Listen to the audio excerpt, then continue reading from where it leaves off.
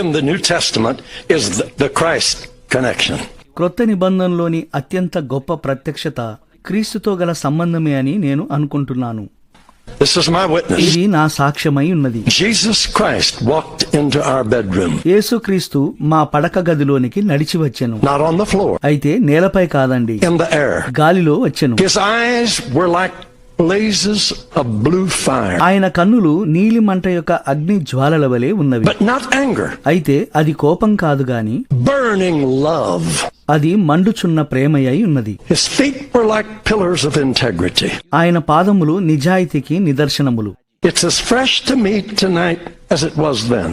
అప్పుడు ఉన్నట్టుగానే ఇప్పుడు కూడా అది నాకు అంతే తాజాగా ఉన్నది. I lay there as one dead. నేనక్కడ చచ్చిన వాని వలె పడియున్నాను.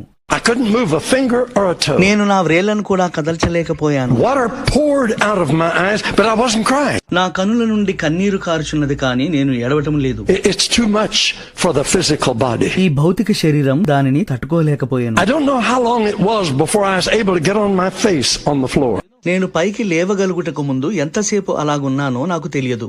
And I lay there until 2:00 in the afternoon. మరియు మధ్యాహ్నం 2 గంటల వరకు నేను అక్కడే పడి ఉన్నాను. When I came out of that room, నేను ఆ గదిలో నుండి బయటికి వచ్చినప్పుడు and Daisy looked at me, Daisy నా వైపు చూసి, she said, I knew I had a new husband. నేనొక నూతన భర్తను పొందుకున్నానని నాకు తెలుసు అని ఆమె అన్నది. We had been to India. మేము భారతదేశానికి వెళ్లి ఉన్నాము. We had seen dead religion. మృతమైన మతాలను మేము చూసి ఉన్నాము. I said to her in tears, కన్నీళ్లతో నేను ఆమెతో ఇట్లన్నాను, I said, darling, Priya, we're not preaching a dead religion.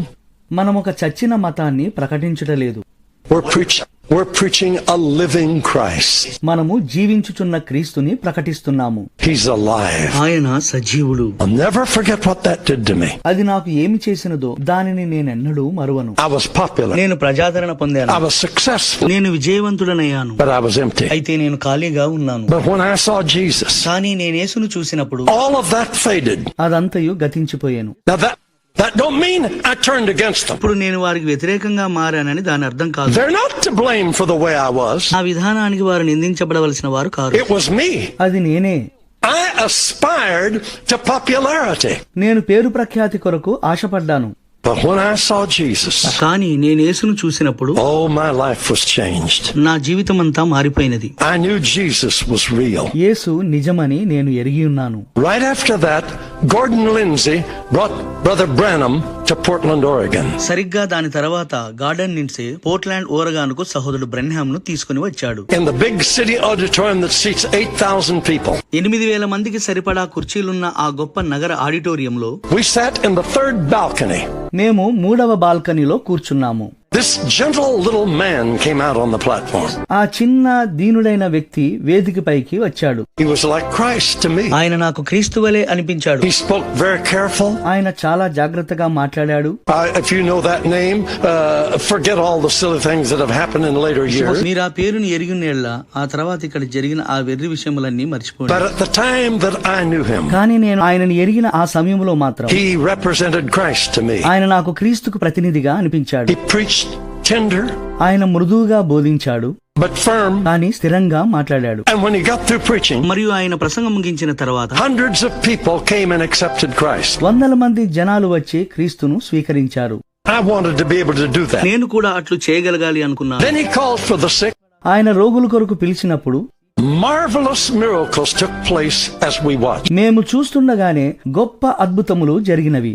I had my second vision. నేను నా 2వ దర్శనమును పొందుకున్నాను. I saw Jesus in that man. నేను ఆ మనిషిలో యేసుని చూశాను. I haven't got time to tell you all that happened.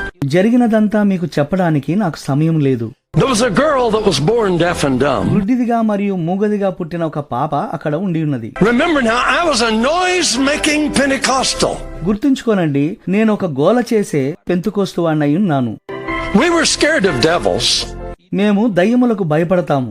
And if we thought someone had a devil, మరియు ఎవరికైనా దయ్యం పట్టిందని మేము అనుకుంటే we were very careful. మేము చాలా జాగ్రత్తగా ఉంటాము. And the best we could do is yell at him మేము చేయగలిగే అత్యున్నతమైన సంగతి ఏంటంటే and gang up on him. అతని మీద అరుస్తూ చుట్టుముడతాము. And the more noise we made, మరియు మేము ఎంత ఎక్కువ గోల చేస్తే the greater the possibility maybe they would go. బహుశా అవి పోవుటకు అంత ఎక్కువ అవకాశం ఉందన్నమాట. I was a noise maker. నేను ఒక గోల చేసే వ్యక్తిని. I could tell you some funny stories about that. దాని గురించి మీకు కొన్ని హాస్యకరమైన కథలను చెప్పగలను. This man pulled this little girl to his side అయితే ఈ వ్యక్తి ఆ పాపను తన వైపుకు తీసుకున్నాడు. like a father. తండ్రిలా దగ్గరకు తీసుకున్నాడు. And he spoke so kind to the people. మరియు ఆయన ప్రజలతో ఎంతో దయగా He మాట్లాడినాడు. said, please bow your head while we pray for the ఈ child. బిడ్డ కొరకు ప్రార్థించుచుండగా దయచేసి మన తలలు వంచుదాం అని అన్నాడు. So we did. కావున మేము అట్లే చేశాము. I was ready to do business. నేను గోల చేయడానికి సిద్ధంగా ఉన్నాను. I'm telling you, he needed me. చెప్తున్నాగా ఆయనకు నేను అవసరం. This was a big deal. ఇది చాలా పెద్ద విషయము.